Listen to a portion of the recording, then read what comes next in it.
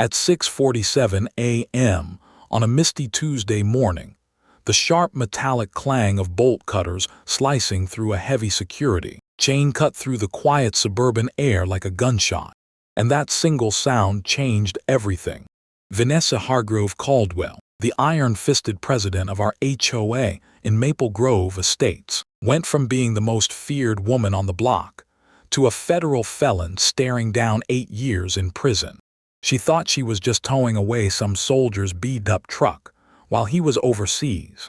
What she didn't realize was that truck belonged to a federal task force, loaded with classified gear worth hundreds of thousands of dollars, and the guy who owned it spent his life putting real criminals behind bars. My name is Jax Harlan. A little over 3 months earlier, I'd come home from deployment, thinking inheriting my Abuela Lewis's house would be the one good thing in my life after everything. Maple Grove looked perfect on the surface. Neat beige houses, perfectly trimmed lawns, that fresh mulch smell in the spring. But behind all that was this quiet pressure, this feeling that you were always being watched and judged. HOA dues were $175 a month, money that supposedly kept the community nice, but really just fed Vanessa's need for control. I'm Army Reserve, military police by training, and I'd just been brought into a federal drug task force working cartel cases. Abuela's little house with its creaky wooden floors and the faint smell of her cinnamon tea was supposed to be my anchor while I was gone. Instead, it became ground zero for a war I never saw coming. Vanessa was in her early 50s, drove a spotless white Mercedes, and carried herself like she owned the whole neighborhood, which in her mind she basically did. Her husband, Richard, had connections on the city council, and she used every bit of that power. 2 weeks into my deployment, I got an email from my sister Alina, a high school counselor back home. Violation notice. Unauthorized work vehicle in driveway. My government-issued Tahoe, clearly marked with federal plates and task force stickers, was suddenly an eyesore that violated community standards. Alina tried talking to her in person, showed deployment orders, even offered to cover the truck completely. Vanessa just looked at her with that cold little smile and said, "Rules are rules, dear. If your brother can't follow simple guidelines, maybe this neighborhood isn't the right fit for your family." That phone call from Alina still sits heavy in my chest. I could hear her trying not to cry in Abuela's old kitchen, while I was sweating in 110-degree heat halfway across the world. She told me Vanessa had already started stacking daily fines and was threatening a lien on the house. The worst part was discovering it wasn't just us. Other military families in Maple Grove were getting hit too. One Marine's wife cited for her kids' bikes, another Navy spouse fined over garden flags. But when Alina dug through Abuela's original 1,987 documents, we found the real bylaws. Government and emergency vehicles were explicitly protected. Vanessa wasn't enforcing rules. She was inventing them, counting on people being too scared or too busy to push back. She had her reasons, of course. Richard's development company was quietly lining up a big luxury condo deal that needed the neighborhood to look exclusive. No messy military trucks, no unpredictable deployment schedules. Military families made the marketing brochures look less polished, so they started a slow campaign of pressure, hoping we'd sell cheap and move on. I remember sitting in a dusty comms tent, reading Alina's messages, feeling that familiar mix of sand in my teeth and this slow-burning rage in my gut. Abuela had raised me after my parents died, always telling me, "Mija, you stand up to bullies, but you do it the right way." While I was overseas keeping drugs off American streets, this woman was trying to steal the last piece of home I had left. I didn't know it yet, but Vanessa had just picked a fight with the wrong guy, and the whole thing was about to blow up in her perfectly manicured face. That phone call lit a fire in me that no desert heat could match. I reached out to my JAG contacts the same night, and within days staff Sergeant Lena Morales was on the case, reading through everything Alina had scanned over. Her voice on the secure line was calm but sharp. "Jax, this isn't an HOA issue anymore. This is harassment of a deployed service member and interference with federal property." She filed the formal complaints that put Maple Grove on somebody's radar back in Washington. But Vanessa didn't back down. If anything, she doubled down like a cornered animal, protecting her little kingdom. A few days later, Alina called again, voice shaking. "Jax, she's been on the property multiple times." Vanessa started showing up with her tape measure and camera, walking around Abuela's house like she owned it, taking close-ups of the Tahoe, even trying the doors once or twice. Then she brought in private security, 2 guys in a white SUV, who cruised the street every hour like we were running some kind of operation out of the driveway. They told the neighbors I was potentially dangerous, that military guys with surveillance gear brought risks to the community. Alina got cornered in the grocery store parking lot by one of them. He stepped way too close and said, "Ma'am, we need to know what kind of work your brother is really doing. That truck could be a threat to families here."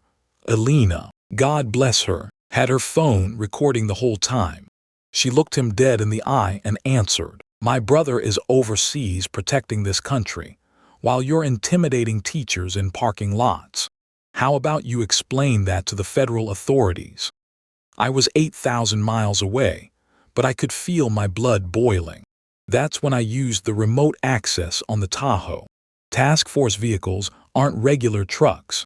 They've got motion sensors, hidden cameras, GPS that pings headquarters the second someone tampers with them. The footage that came back made my stomach turn. At 1:43 a.m., there was Vanessa in her bathrobe with a flashlight, peering through the windows, taking pictures of the encrypted radios and surveillance consoles inside. She wasn't just enforcing rules. She was trying to figure out what kind of equipment a federal agent kept at home. One of the security guys stood watch while she did it. That crossed every line I knew. I sent the footage straight to my supervisor, Captain Rachel Torres. Her reply was short and sweet. "Harlan, how bad do you want this woman's world to crumble?" We played it careful at first. We let her keep digging her own grave. Meanwhile, Alina turned into a one-woman investigator.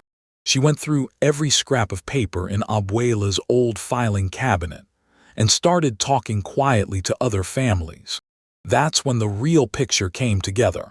Richard's development company had pre-sold contracts on over a dozen houses in Maple Grove, including Abuela's, to a big out-of-state builder who wanted to tear everything down for luxury condos.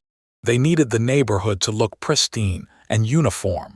Military families with trucks, flags, and deployment schedules didn't fit the brochure. So Vanessa and Richard created a system: invent violations, stack fines, pressure people to sell cheap or lose their homes. They'd already driven out 2 other military families before I moved in. The worst part hit Alina hard. She found violation notices sent to Abuela during her last weeks in hospice. Fake citations about yard maintenance, while the woman could barely sit up. The stress had been constant. Alina sat in that same kitchen one night, voice cracking over the phone. "Jax, I think they helped kill her. Not with their hands, but with fear." Every letter made her blood pressure spike. She kept asking if we were going to lose the house. That one broke something in me. Abuela had given me everything after my parents were gone, and these people had tormented her on her deathbed for profit. By then, the neighborhood was starting to wake up. Old Mr. Delgado, a retired Marine who'd lost a son in Iraq, started standing on his porch every morning just watching Vanessa's security guys. Mrs. Alvarez, whose husband was still in the Navy, brought Alina casseroles and quietly shared her own stack of violation letters. People who had been too scared to speak began saving every email, every fold, every threatening letter. Alina organized it all like the counselor she was, building a case file thick enough to choke a courtroom. Vanessa felt the walls closing in and panicked. She changed the locks on the community gate so nobody could easily get to Abuela's house. She filed complaints with the police, the fire department, even code enforcement, claiming everything from safety hazards to possible militia activity. Each false report was another brick in the federal case building against her. But the morning it all came to a head, I was still overseas when Alina's call came through, voice high with fear. "Jax, she's got bolt cutters. She's cutting the chain right now. The tow truck is here." I couldn't do anything but listen as my little sister described the scene in real time. Vanessa, hair messy, still in her robe, screaming at the tow driver while he backed away the second he saw the federal markings. "This is government property, lady." "I'm not touching it," Vanessa yelled back. "I'm the HOA president. I have authority here." That moment, captured on multiple cameras, was the beginning of the end. The community had finally had enough. By mid-morning, a loose circle of neighbors, mostly veterans and older folks, who remembered what real sacrifice looked like, stood quietly in front of the house like a living shield. Mr. Delgado planted an American flag in the front yard and told Vanessa calmly, "You want this truck, you're going to have to go through every one of us first." For the first time, Vanessa looked small, but she still didn't understand how deep she had stepped into federal waters. Within the hour, federal marshals rolled up with lights flashing, and the whole street felt like it held its breath. Vanessa stood there in her bathrobe, new gate keys dangling from her fingers, still insisting she had every right to move, abandoned community violations. When the lead marshal, a no-nonsense woman named Agent Torres, told her to open the gate immediately, Vanessa looked her dead in the eye and said, "I don't recognize your authority over private HOA property." That single sentence sealed everything. She had just obstructed federal agents recovering stolen government equipment on camera, in front of witnesses, while trying to tow away classified surveillance tools tied to active cartel cases. The investigation that followed moved faster than anything I've ever seen. Once the full scope came out, it wasn't just about my Tahoe anymore. Alina's careful files, combined with what the task force already had from the remote cameras, painted a clear picture. Richard's development company had been pre-selling houses they didn't own yet, using Vanessa's HOA fines and harassment to force military families and older residents out at rock-bottom prices. They'd skimmed over $180,000 from HOA accounts through fake contracts. What started as petty neighborhood power trips turned out to be a coordinated racketeering scheme touching interstate commerce, which flipped the whole thing into federal RICO territory. I finally made it home 72 hours later, still tasting dust and adrenaline. Alina met me at the door of Abuela's house, eyes tired but fierce, and we sat at that old kitchen table where Abuela used to tell us stories. She showed me everything: the forged violation logs, the emails between Vanessa and Richard planning timelines to clear properties, even the notices they'd sent Abuela while she was dying. The anger I felt wasn't loud anymore. It was quiet and heavy, the kind that settles deep in your bones when you realize someone tried to erase the last safe place your family had. The community center hearing a few weeks later is something I'll never forget. The room was packed with neighbors, veterans, teachers, and families who had stayed quiet for too long. Vanessa and Richard walked in looking like they still believed their connections would save them. They didn't. Assistant U.S. Attorney Martinez laid out the evidence calmly, methodically, each charge landing like a hammer: theft of federal property, conspiracy to violate civil rights, witness intimidation, embezzlement, obstruction of justice, and elder abuse tied to Abuela's final months. When the judge read the sentence, his voice was steady but cold. Your actions weren't simple neighborhood disputes. This was domestic harassment disguised as community governance, targeting the very people who protect this country. Vanessa got 8 years in federal prison with no parole and over $2 million in restitution. Richard received 6 years and a lifetime ban from public office. Their development deals collapsed overnight. But the real victory wasn't just the handcuffs. It was watching Maple Grove breathe again. Alina stepped up and got elected as the new HOA president almost by acclamation. She rewrote the bylaws with protections for military families written right into them, the kind of rules that should have existed all along. We turned Vanessa's old house, seized through asset forfeiture, into a small veterans memorial park where kids play and flags fly without anyone measuring the grass. The neighborhood didn't just heal, it became stronger. Military families started moving in on purpose because word spread that this was a place that actually had their backs. I still walk through Abuela's kitchen some mornings and catch the faint scent of cinnamon tea like she's still watching over us. Her voice in my head feels clearer now. Stand up to bullies me, but do it the right way. We did. And it changed more than just one street.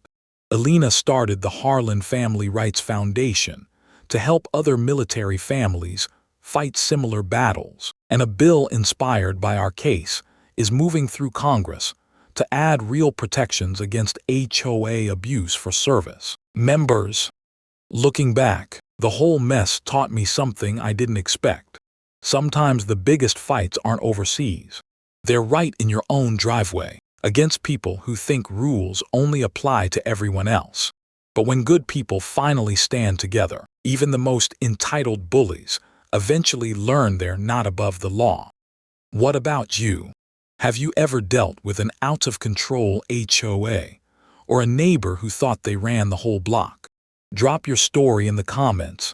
Tell me if you think these kinds of power trips are getting worse, or if communities are finally starting to push back. If this story hit home, share it with someone who needs to hear it. And if you believe military families deserve to come home to peace instead of harassment, hit that like button and subscribe. We've got more real stories coming about regular people who stood their ground when it mattered most. Thanks for listening. I'll see you in the next one.